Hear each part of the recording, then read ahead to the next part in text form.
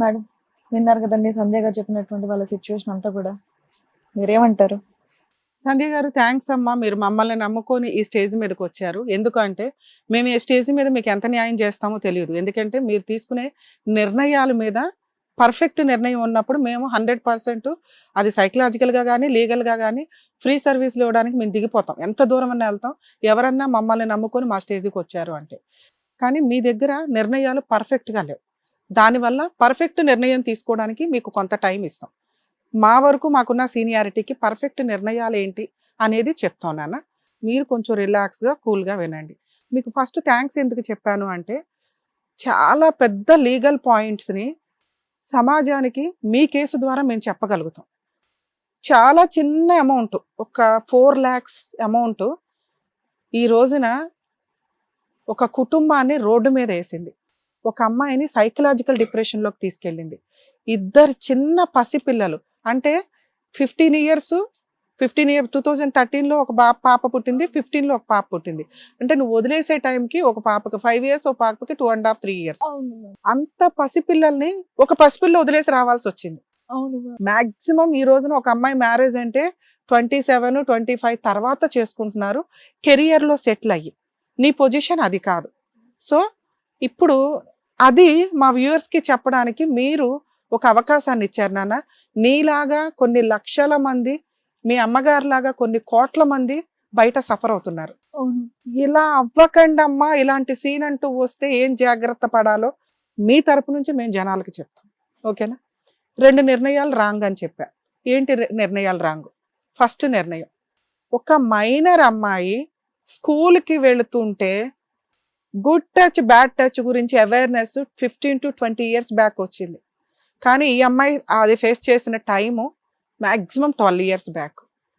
ఒక పనికి మాలిన తాగుబోతు తండ్రి వల్ల ఈ రోజున ఈ భార్య, ఈ కూతురు ఇక్కడ రోడ్డు మీదకి వచ్చి కూర్చోవాల్సిన పరిస్థితి వచ్చింది. ఒక కుటుంబాన్ని డిసైడ్ చేసేది ఇక్కడ ఎవరయ్యారు? తండ్రి అయ్యాడు, తల్లి అయ్యింది. ఇక్కడ వీళ్ళిద్దరూ కలిపి ఈ రోజున ఒక కూతురు జీవితాన్ని సర్వనాశనం చేశారు. ఈ పాపం ఎవరు వేసుకుంటారు? సో ఇలాంటి కేసులు ఉన్నప్పుడు దయచేసి తాగుబోతు తండ్రులంతా గుర్తు పెట్టుకోండి. మీరు తాగడం వల్ల మీ కుటుంబం, మీరు కన్నా పిల్లలు, మీరు చేసుకున్న భార్య సర్వనాశనం అయిపోతున్నారు. బ్రహ్మ రాత రాస్తాడో రాయడో తెలియదు, కానీ మీరు తలరాతలు రాసి పడేస్తున్నారు. దయచేసి తాగకండి. ఎందుకంటే ఈరోజు ఒక అమ్మాయికి ప్రాపర్ ట్రీట్మెంట్ లేని, ప్రాపర్ లీగాలిటీ ఎత్తుక్కోలేని పొజిషన్లో 2 పసిపిల్లల్ని వదిలేసుకొని ఏం డెసిషన్ తీసుకోవాలో కూడా సరైన కుటుంబం, సరైన సమాజం లేక ఆలోచిస్తూ కన్ఫ్యూజ్లో ఉంది. ఎవరు ఈ పాపాన్ని వేసుకుంటారో ఒకసారి ఆలోచించండి. సో పాపం మా మ్యాక్సిమం తండ్రి మీదకి వెళ్ళింది. నెక్స్ట్ ఏంటి? తల్లి. ఈవిడ్ని ఎందుకు స్టేజ్ మీదకి పిలిస్తే ఆవిడ మాట్లాడుతున్నది ఏంటో మాకే అర్థం కాల. అంత అమాయకంగా ఉంది. మేము కోపంతో మాట్లాడాలా, బాధతో మాట్లాడాలా, బుజ్జగించి మాట్లాడాలా అంటే సీనే అర్థం కావట్లా ఆవిడకి. ఆవిడ దృష్టిలో ఎలా ఉందంటే, సమాజంలో ఆడపిల్లని ఎవడన్నా రేప్ చేసేస్తే వాడికిచ్చి పెళ్లి చేసేస్తే పని అయిపోతుంది, బాధ్యత క్లియర్ అయిపోతుంది. ఎందుకు అంటే ఆవిడ నిస్సహాయత. ఒక భర్త సరిగ్గా లేకపోవడం వల్ల ఒక్కగానొక్క కూతురు, బంగారంలాగా ఉన్న ఒక కూతురికి 12 ఏళ్ల వయసులో పెళ్లి చేయాల్సిన నిస్సహాయ స్థితి. ఇంతకంటే కర్మ ఇంకొకటి ఉంటుందా? ఎవరు డిసైడ్ చేశారు ఇది? 2 తల్లిదండ్రులు ప్రాపర్గా లేకపోవడం వల్ల ఒక క్రైమ్ చేసిన పనికి మాలిన వాడు భర్త అనే పాత్రలోకి వచ్చేసాడు. దీనికి సపోర్ట్ చేసిన పోలీస్ డిపార్ట్మెంట్ ఇంకా షాక్ పడాలి మనం. ఎందుకు అంటే ఈ సీన్లో తల్లిదండ్రులు సపోర్ట్ చేయకపోతే ఎవ్వరు ఏమీ చేయలేరు. వీళ్ళ అమాయకత్వం ఎంత దిగజారి ఉందంటే, 12 ఏళ్ల పిల్ల 6వ నెల ప్రెగ్నెంట్, రేప్ చేసింది వీళ్ళ దృష్టికి కనిపించలా, పెళ్లి చేయడం అద్భుతమైన విషయం కింద కనిపించింది. సో ఇలా దయచేసి ఎవ్వరూ ఉండకండి. మేడం ఇట్లాంటి రేప్ కేసులు, మైనర్ రేప్ కేసుల గురించి చెప్పాలండి. చాలా సీరియస్ కేసు. ఒక కేసు ఈ రోజున మనం ఇమ్మీడియట్గా తీసుకెళ్ళి 60 days నుంచి 90 days జైల్లో వేయగలిగే కేసు ఏదన్నా ఉంటే అది మైనర్ కేసు. 12 years బ్యాక్ వీళ్ళకి కరెక్ట్ లీగల్ సపోర్టు, లీగల్ వ్యక్తి వీళ్ళ చెంపల పగలకొట్టి, కనీసం ఈవిడి, ఎందుకంటే ఈవిడికి తెలియట్లా. అరే పెళ్ళి ఇంపార్టెంట్ కాదు, వాళ్ళు ఏం గొప్పోళ్ళ, 60 గజాల ఇల్లులో 6 పంచుకోవాలా, ఆయనకున్నది ఆర్టీసీ జాబ్, ఇంతే.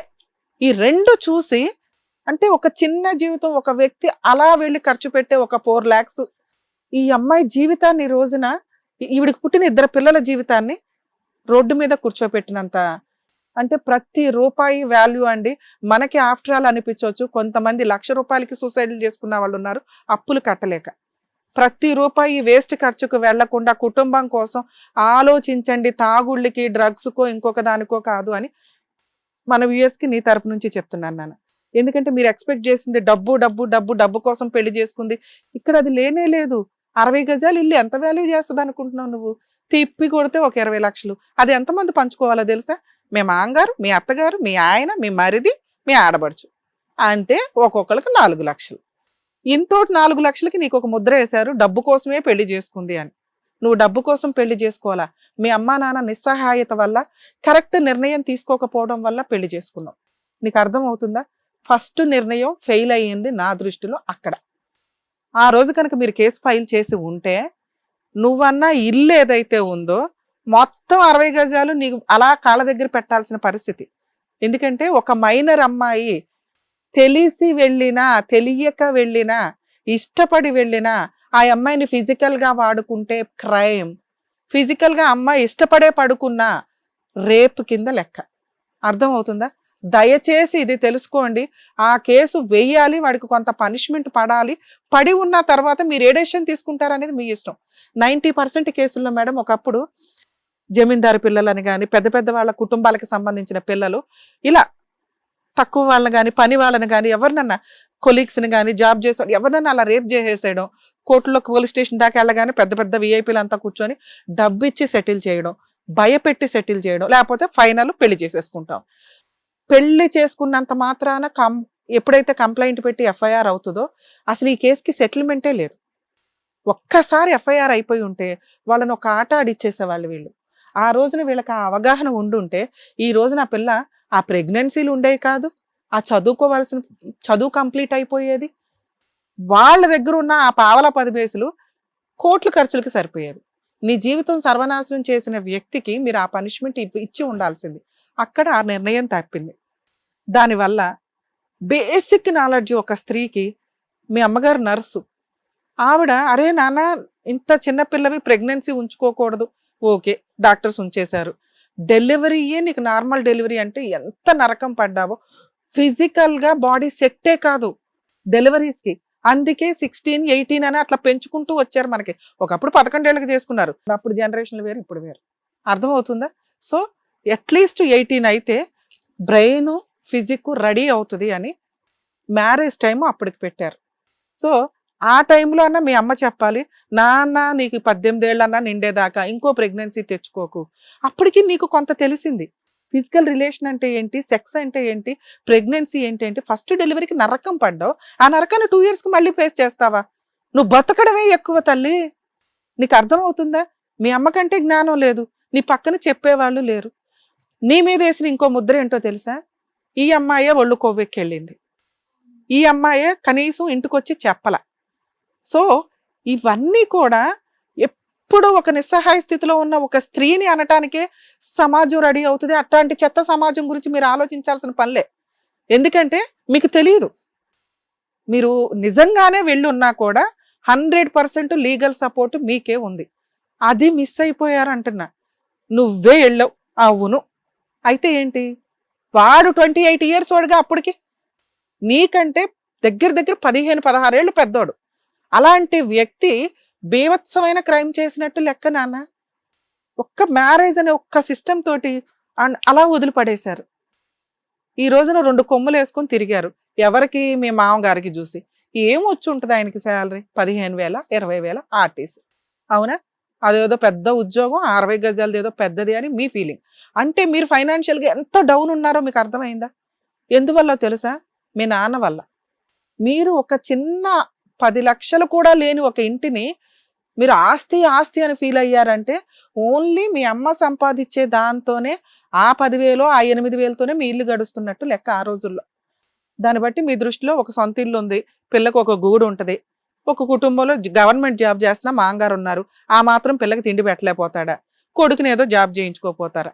ఇది చాలా రాంగ్. అది ఆ రోజు చేసిన మీ రాంగు, మీ నిస్సహాయత ఈ రోజు మేము పాయింట్అవుట్ చేయలేం. కానీ మీరు ఇక్కడికి రావడం వల్ల మా వ్యూయర్స్కి చెప్పగలుగుతున్నాం. ఒక తాగుబోతు తండ్రి, ఒక నిస్సహాయత కుటుంబం వల్ల ఒక ఆడపిల్ల ఈ రోజున ఏం డెసిషన్స్ తీసుకోలేని పరిస్థితికి వెళ్ళిపోయింది. ఒక వ్యక్తి చేతిలో ఫిజికల్ అటాక్, సెక్సువల్ అబ్యూజ్, 2 పసిపిల్లల్ని కనేసింది. ఈ తప్పు దయచేసి ఇంకెవరు చేయకండి. రెండో డెసిషన్ రాంగ్. ఎప్పుడు జరిగిందో తెలుసా? 2019లో జరిగింది. అప్పుడు మీ అమ్మా నాన్న, సమాజం, పోలీసులు రాంగ్ డెసిషన్ అయితే, ఇప్పుడు మీ డెసిషన్ రాంగ్ డెసిషన్. మీరు చెప్తున్న నిస్సహాయత ఏదైతే ఉందో ఇక్కడ కరెక్ట్గా లేకపోవడం, కరెక్ట్ డెసిషన్ తీసుకోకపోవడం. ఈ కరెక్ట్ డెసిషన్ తీసుకోకపోవడం వల్ల మీరు ఏం చేశారంటే, మీ అమ్మ ఈరోజు మిమ్మల్ని వదిలేసిందా? ఆవిడ ఒక నర్సుగా ఎంత కష్టపడుతుందో మనకు తెలుసు. అయినా కూడా నా కూతురు అన్యాయం జరుగుతుందని కూతుర్ని తెచ్చుకుంది. 2 పిల్లలు, మగపిల్లల్లో ఒక పిల్లోడికి యాక్సిడెంట్ అయింది, వాడిని చూసుకుంటుంది. తను బతుకుతుంది, తన ఆరోగ్యం డ్యామేజ్ అయిపోయినా. ఎందుకు అంటే తనకన్నా పిల్లలు, ఒక స్త్రీకి కోర్టు ఎందుకు ఇస్తారు అంటే అడుక్కు తినన్న పిల్లల్ని పోషించుకుంటది, తండ్రి పోషించలేడని కాదు. 90% డ్యామేజ్లు ఎక్కువ ఉన్నాయి. సెకండ్ మ్యారేజ్లకి వెళ్ళిపోతారు, క్రూయాలిటీ, సెక్సువల్ అబ్యూజెస్, లేకపోతే సరిగ్గా చూడకపోవడం, వచ్చిన స్టెప్ మదర్లు చూడకపోవడం, ఇవి ఎక్కువ ఉంటాయి. అదే మదర్స్ విషయంలో ఏంటంటే దగ్గర 80% వాళ్ళు సేఫ్ సైడ్లో చూస్తారు అని. ఎక్కడో ఒళ్ళు కొవ్వెక్కి ఈ మధ్య కొన్ని సీన్లు చూస్తున్నాం, కానీ అమ్మ ఎప్పుడు కడుపులో పెట్టుకునే చూసుకుంటుంది పిల్లల్ని అన్న ఒక ఉద్దేశంతో కోర్టు పిల్లల్ని తల్లికే ఇస్తారు. ఎంత చెత్త తల్లి అన్నా కూడా పిల్లలు తెచ్చేసుకుంటుందమ్మ. మీ అమ్మ ఇంత నిస్సహాయితలో ఉండి కూడా నిన్ను తెచ్చుకొని చదివించుకొని ఇవన్నీ చేస్తుంది కదా. మీరు ఇక్కడికి వచ్చి 4 years అవుతుంది. ఆ దరిద్రుడిని వదిలేసి 4 years అయింది అంటే నీకు ఒక ప్లానింగ్ ఉంది. ఒకటి, నువ్వు అడుగుతున్న జాబ్ ఏదైతే ఉందో ఆ జాబ్ చేసినా నిన్ను చూసేవాడు కాదు. నీకు ఫిజికల్ అటాక్ ఉంది, తాగుడు ఉంది. మీరు జాబ్ ఇప్పించినా ఆయన తాగుడు మానకపోతే ఆ డ్రైవింగ్ చేసి ఎవడో ఒకడికి యాక్సిడెంట్ చేసి పడేస్తాడు, జాబ్ పోతుంది. అందుకని డ్రింకింగ్ ఉన్న వాళ్ళకి అసలు జాబులు ఇవ్వరు. ఒకవేళ ఉన్నా వాళ్ళు ఎప్పుడు ఎంక్వైరీ చేసుకుని మధ్యలో తీసి పడేస్తారు. సో అతను తెచ్చుకున్నా అది దండగే, నిలబడే జాబ్ కాదు. మీ మరిదికి వెళ్ళింది. అప్పుడు ఆయన కనీసం జ్ఞానంతో ఏం చేయాలంటే ప్రాపర్టీ పార్టీషన్స్ చేసుకొని ఏదో పోర్షన్లో ఏవో ఉంటే ఆ 20% 30% ఉన్నది మీ పిల్లల పేరు మీద రాసేసి ఉంటే బాగుండేది. కానీ అది జరగదు, ఎందుకంటే వాళ్ళకు ఉన్నది చాలా చిన్నది. మీరు అడుగుతున్న పంచాయతీ నువ్వు జాబ్ చేసుకునే స్టేజ్కి వస్తే ఇలా సంపాదించవచ్చు 2-3 yearsలో. ఎప్పుడు నువ్వు ఇక్కడ కరెక్ట్గా ఉండి ఇక్కడ కరెక్ట్గా ఉంటే. ఈ రెండు నీ దగ్గర లేవుగా. ఒకటి ధైర్యం లేదు, ఒకటి కరెక్ట్ డెసిషన్ తీసుకోలేకపోతున్నావు. ఈ రెండు కరెక్ట్గా ఉంటే నువ్వు అసలు అడుగుతున్నది చాలా చిన్న అమౌంట్. 60 గజాల ఇల్లు పంచటం అవ్వదు నాన్న. ఎందుకు అంటే వాళ్ళ ఆయన సంపాదించింది. ఆవిడ బతుకున్నంత కాలం అది పంపకాలు జరగవు. ఆ ఇంట్లోకి వెళ్ళి ఉండాలంటే మీ ఆయన ఉండాలి, మీ 2 పిల్లలు ఉండాలి, నువ్వు ఉండాలి, మీ అత్తగారు ఉండాలి, మీ మరిది వాళ్ళు. మీ అత్తగారికి ఏదన్నా అయితే 3 భాగాలు పంచుకుంటారు. మీ అత్తగారు ఇప్పుడు ఇవ్వకపోయినా, మీ ఆయన అది తెచ్చుకోకపోయినా, మీ పిల్లల వయసు వచ్చే టైంకి వాళ్ళు నీ దగ్గరే ఉన్నా కూడా ఆ పార్టీషన్ షేర్ మీ పిల్లలకు వచ్చేస్తుంది. అర్థమవుతుందా? వాళ్ళని ఇప్పుడు పంచమని ఏ కోర్టు కూడా చెప్పదు. ఎందుకంటే ఆవిడ బతకాలి కదా, వాళ్ళ ఆయన సంపాదించింది. ఉండమంటే షెల్టర్ ఉంటారు, నువ్వు వెళ్ళి ఆ షెల్టర్లో ఉండలేవుగా. సో అది జరిగే పని కాదు. రెండో పాయింట్ ఏంటి? పిల్లల పెంపకం. మీ ఆయన ఏమీ అద్భుతంగా చూడట్లా, పిల్లల్ని తీసుకెళ్లి గవర్నమెంట్ స్కూల్లో వేశాడు. గవర్నమెంట్ స్కూల్ తక్కువ అని నేను అనట్లేదు నాన్న, మంచిదే. అంతోటి గవర్నమెంట్ స్కూల్లో నువ్వే వేసుకుంటావుగా. ఇక్కడ ఫైనాన్షియల్ ఖర్చు లేదు. చాలా గవర్నమెంట్ స్కూల్స్లో మన గవర్నమెంట్ ఈ రోజున చాలా ఫెసిలిటీస్ ప్రొవైడ్ చేస్తుంది. రెండేంటి? తిండి. మీరు తింటున్న తిండిలో 4 మెతుకులు తీసి పిల్లలకు పెట్టడంలో మీకు లాసే అవ్వదని నా ఉద్దేశం. అంటే సెకండ్ డెసిషన్ కరెక్ట్గా ఉండాలి అని నా ఇది. నిన్నేం తక్కువ చేయట్లా. 2, పిల్లల తిండి కోసం నేను పోషించలేను కాదు, టైం లేక. నువ్వు చదువుకుంటున్నావు, నువ్వేదైనా కెరియర్ సెటిల్ అవ్వాలి, అమ్మ జాబ్కి వెళ్తుంది, అన్న మంచం మీద ఉన్నాడు, తండ్రి లేడు, ఇంత 2 పసిపిల్లల్ని నేను ఎలా చూడాలి అనేది నీ క్వశ్చన్. టైం లేక చూడలేక కాదు, ఫైనాన్షియల్ నువ్వు వీక్ కాదు. గంజే తిందాం, నీ పిల్లలు నీ దగ్గర ఉండేటప్పుడు అది ఎంత హ్యాపీగా ఉంటుందో తెలుసా. నీ 80% డిప్రెషన్ పోతుందని నా ఉద్దేశం. ఎందుకంటే నీ పిల్లలు సేఫ్గా ఉన్నారు, అర్థమవుతుందా? నీ దగ్గర ఉన్నారు. ఇంటికి రాగానే అమ్మ అని వాళ్ళు నిన్ను హగ్ చేసుకుంటే ఉండే ఫీలింగ్ ఎన్ని కష్టాలన్నా పడతాం తెలుసా. అర్థమవుతుందా నాన్న? ఇక్కడ రెండోసారి సమాజం మళ్ళీ నీ వేలెత్తి చూపింది. ఒకప్పుడు నువ్వు ఒళ్ళు కొవ్వెక్కి తిరిగిందని ఎలా చెప్పారో, ఈ రోజున ఇద్దరు పసిపిల్లలను వదిలేసి హ్యాపీగా అమ్మ దగ్గరకు వచ్చి కూర్చుంటుంది అంటుంది. సో సమాజం ఇలాగే అంటది. సమాజాన్ని పట్టించుకోమనట్లా, ఇక్కడ మనసును పట్టించుకో. నీ మనసు ఇక్కడ ఉందే గాని నువ్వున్నావే, నువ్వు మాత్రమే ఉన్నావు, నీ మనసు ఇక్కడ లేదు. ఇది నీకు సపోర్ట్ చేయట్లా. దానివల్ల కన్ఫ్యూజ్ డెసిషన్. పిల్లలు అక్కడుండి ఆస్తి అక్కడిస్తే మనకేంటి, యూజే లేదు. పిల్లలు సేఫ్గా లేరు నాన్న, నువ్వు అనుకుంటున్నావు, నీ పక్కింటోళ్ళు అంటున్నారు తప్ప పిల్లలు సేఫ్గానే లేరు. పిల్లలు నీ దగ్గర ఉంటే కొంచెం టైం నువ్వు ఇవ్వగలిగితే, మీ అమ్మలాగా కాదు ప్లీజ్. ఎందుకంటే 12 ఏళ్ళకి మీ అమ్మ కూతుర్లు ఏం చేస్తున్నారో పట్టించుకోవాలి, కూతురు ఎలా ఉంది అని నువ్వు పట్టించుకోవాలి. ఇంటికి వచ్చి ఒక 1 అవర్ నాన్న చదువుకుంటున్నారా, ట్యూషను చదివించుకోవడమా, పిల్లల్ని ఎవరన్నా గుడ్ టచ్చా బ్యాడ్ టచ్చా ఇలాంటిది మన ఇంట్లో మళ్ళీ జరగకూడదని నువ్వే ఒక భద్రకాళిలాగా అవతారం ఎత్తాల్సిన పరిస్థితి. అర్థమవుతుందా? ఆ పిల్లలకి అక్కడ అది లేదు నాన్న. నువ్వు అన్నా మరిది నేను ఉంటారా లేదా అని కాదు, నేను నమ్మట్లా. ఎందుకంటే మీ ఆయన అలాంటోడు కదా, ఒక వయసు వచ్చినాక పిల్లని ఎలా చూస్తాడో అని నా భయం. ఒక పసిపిల్లని చూసేశాడు కదా, నువ్వే పసిపిల్లవి. 2 పసిపిల్లలు, వాళ్ళిద్దరూ ఒక 9 ఇయర్స్ వస్తే వాళ్ళ పరిస్థితి ఏంటో తెలుసా? వాళ్ళు నీ దగ్గర ఉంటే హ్యాపీగా ఉంటారు, నువ్వు గంజి పెట్టినా పర్వాలా. అర్థమవుతుందా? టైం ఇవ్వు.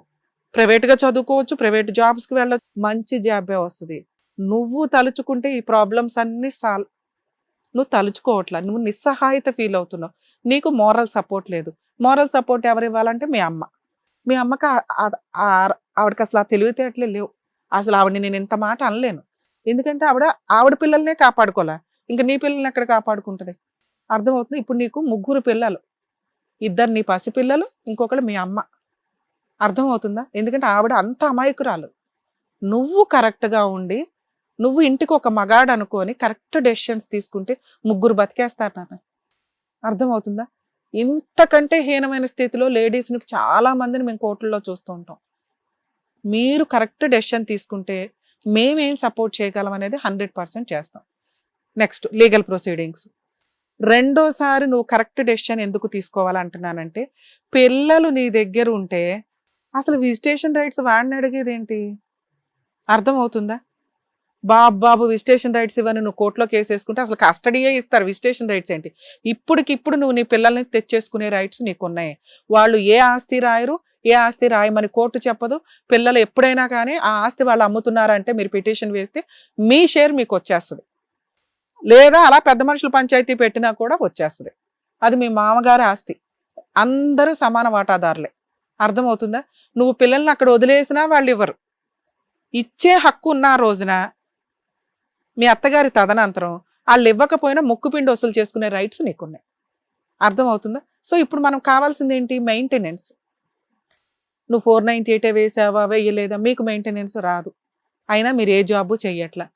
మీకు మీ 2 పిల్లలకి మెయింటెనెన్స్ అంటే కోర్టులో కేసు వేసిన దగ్గర నుంచి క్యాలిక్యులేషన్లోకి వస్తుంది. ఇప్పుడు సుప్రీంకోర్టు గైడ్ లైన్స్ వల్ల మెయింటెనెన్స్లు చాలా గట్టిగా ఆర్డర్ చేస్తున్నారు.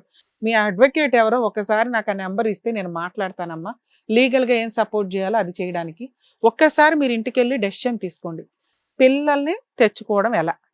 పోలీస్ స్టేషన్కి వెళ్ళి మీరు కంప్లైంట్ ఇస్తే నా పిల్లల్ని నాకు ఇవ్వండి అంటే 4 ఇయర్స్ నుంచి వదిలేసో మేము ఇవ్వము అంటారు. మీరు వెళ్ళి తెచ్చేసుకోండి. ఎందుకు నేనేమంటున్నానంటే, ఒక 4 ఇయర్స్ తర్వాత నేను సెటిల్ అయినాక తెచ్చుకుంటానండి అంటే, ఒకటి పిల్లలు రాకపోవచ్చు, అప్పటికి జరగాల్సిన మైనస్ జరిగిపోవచ్చు. అర్థమవుతుందా? తర్వాత నువ్వు ఎంత గుండెలు బాదుకున్నా ఆ డెసిషన్ కరెక్ట్ కాదు. ఆ రోజున నువ్వు పెళ్లి చేసుకోవడం ఎంత రాంగో, ఈ రోజున పిల్లలు వదిలేయడం అంత రాంగ్. చాలా మేజర్ రాంగ్స్ ఈ 2. సో పిల్లలే నీ దగ్గర ఉంటే ఈ పాటికి మెయింటెనెన్స్ ఆర్డర్ అయిపోయేది. ఆయన రిక్షా దొక్కుతాడా, ఆటో వేసుకుంటాడా, ఖచ్చితంగా ఆ ఇల్లు అమ్మన్నా మీకు మెయింటెనెన్స్లు కట్టాల్సిందే, లేదా జైల్లో ఉంటాడు. అర్థమవుతుందా? అలాంటి వ్యక్తి జైల్లో ఉండడం ఇంపార్టెంట్. మేడం కేసు వేసినా వాడు ఇవ్వలేదండి జైలుకి వెళ్తానండి, వెళ్ళని. నీ జీవితం నాశనం చేసినప్పుడు జైలుకి అయితే వెళ్ళాలిగా. అలాంటి వ్యక్తి దగ్గర కాపురానికి వెళ్ళాల్సిన అవసరం లేదు, వెళ్ళమని నేను చెప్పట్లా. ఎందుకంటే నీకున్న అది ఆయన చూస్తేనే నువ్వు భయపడిపోతున్నావు. 2, పిల్లల కస్టడీ తెచ్చుకుంటే బెటరు. లీగల్గా మీకు సపోర్ట్ ఆ రేంజ్లో ఉంటుంది. మెయింటెనెన్స్లు ఆర్డర్ అయిపోతే 3కి మీరు ఈలోపు కెరియర్ చూసుకోవచ్చు. ఇక లీగల్ సపోర్ట్ ఏదైనా కావాలంటే మీకు ఆల్రెడీ అడ్వకేట్ ఉన్నారు కాబట్టి 100% చేయడానికి నా వంతు ప్రయత్నం నేను చేస్తాను. ఆవిడ కరెక్ట్గా వెళ్తుందా లేదా, లీగల్గా కరెక్ట్గా ఉన్నారా లేదా. ఫ్రీ లీగల్ ఎయిడ్ కూడా ఉన్నాయి. మేము మహబూబ్ నగర్ వచ్చి చేయలేం కాబట్టి అక్కడ ఫ్రీగా ఒక అడ్వకేట్ని పెట్టుకొని ఎలా చేసుకోవాలో కూడా చెప్తాను. మీరు కరెక్ట్ డెసిషన్ తీసుకుంటే మీరు ఇవ్వాల్సింది పిల్లలకి టైం, తిండి కాదు ఏమీ కాదు, మిగతా అన్ని ఇచ్చేస్తావు ఆటోమేటిక్గా. ఎందుకంటే నువ్వు తినే దాంట్లో ఒక ముద్ద పిల్లలకి పెట్టకుండా ఉండవు. నీకు 90% ప్రాబ్లం తగ్గిపోద్ది పిల్లలు నీ పక్కన ఉండడం వల్ల. టైం కొంచెం చూసుకోగలిగితే బెటర్ అని నా ఉద్దేశం. దానివల్ల మీకు లీగల్ సపోర్ట్ ఎక్కువ దొరికింది. ఈ డెసిషన్ ఒక్కసారి ఇంటికి వెళ్ళి తీసుకున్నానా, ఇప్పుడు మేమేదో చెప్పేసాం ఎమోషన్గా కాదు కదా, మీరు తీసుకున్నామండి మేము పిల్లల్ని తెచ్చేసుకుంటాం, మీరు లీగల్గా ఏం సపోర్ట్ చేస్తారని అడిగితే మిమ్మల్ని నేను ఫోన్లో నుంచే పోలీస్ స్టేషన్కి పంపిస్తాను. అంతకైతే ఆ CISLతో మాట్లాడతాను, పిల్లల కస్టడీ మీకు హ్యాండ్ ఓవర్ చేయిస్తా, లేదా మీ అడ్వకేట్ సపోర్ట్ కూడా తీసుకోండి, మీకు ధైర్యం పక్కన ఎవరైనా కావాలంటే నేను ఇక్కడ నుంచి మాట్లాడతాను, పని కంప్లీట్ అవుతుంది. పిల్లలు వచ్చినాక పిల్లల్ని మీరు చూసుకుంటూ ఉండండి. గవర్నమెంట్ స్కూల్లో ఎక్కడ వేయాలి, ఎలా చదివించుకోవాలనేది అది కూడా మేము సపోర్ట్ చేస్తాం. మెయింటెనెన్స్ కేసు ఒక్కటి నిన్ను కోర్టుల చుట్టూ కూడా తిరగమని చెప్పట్లా. ఒకవేళ అడ్వకేట్ సరిగ్గా చేయకపోతే ఫ్రీ అడ్వకేట్ని నేను ప్రొవైడ్ చేయిస్తాను. గవర్నమెంట్ అక్కడ మీకు జడ్జి గారిని అడిగి మాకు గవర్నమెంట్ లాయర్ని పెట్టండి అంటే పెట్టేస్తారు. అది ఏ స్టేజ్లో ఎలా పెట్టాలో చెప్పిస్తాను. ఓకేనా?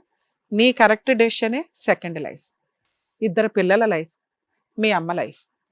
ఇప్పుడు ఆలోచించుకున్నాను కరెక్ట్. ఓకేనా? Thank you ma'am.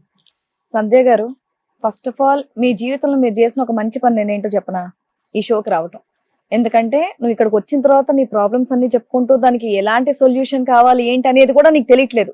అంటే నాకు ఏది దొరికితే నేను బాగుంటానన్న విషయం కూడా నీకు తెలియని పరిస్థితుల్లో ఇక్కడికి వచ్చావు. బట్ ఇక్కడ డాక్టర్ గారు, అడ్వకేట్ మేడం నిజంగా కరెక్ట్ గా చెప్పారు. సో ఏవైతే చెప్పారో నువ్వు కరెక్ట్ గా కనుక చేసినట్టయితే, కరెక్ట్ గా పిల్లల విషయంలో అయితే నిజంగా పర్ఫెక్ట్ గా చెప్పారు. ఎందుకంటే 12 ఏళ్ల నిన్నే ఆయన అలా చేశాడు అంటే పిల్లల పరిస్థితి ఎలా ఉంటుంది అనేది నువ్వు జాగ్రత్తగా ఆలోచించుకో. ఏదో ఏది కావాలన్నా సరే మీకు పానిక్ అటాక్ అవుతుంది అంటున్నారు, మీరు చాలా డిస్టర్బ్ అవుతున్నాను అంటున్నారు, సార్ చూస్తానని చెప్పారు.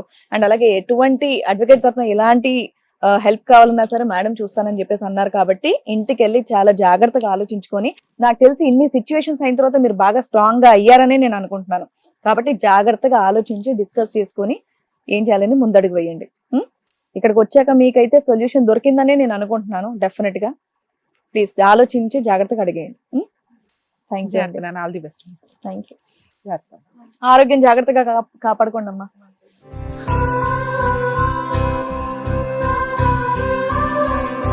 Thank you so much doctor గారు, thank you so much advocate madam. నిజంగా ఎంతో కన్ఫ్యూజన్. అసలు ఆ అమ్మాయి 23 ఏళ్ల వయసులో నిజంగా జీవితంలో ఎవరో అనుభవించనంత నరకం అంతా అనుభవించుకుంటూ ఉంది. సో అలాంటి అమ్మాయి ఎలా ఉంటే బాగుంటుంది అనేది నిజంగా కరెక్ట్ గా చెప్పారు.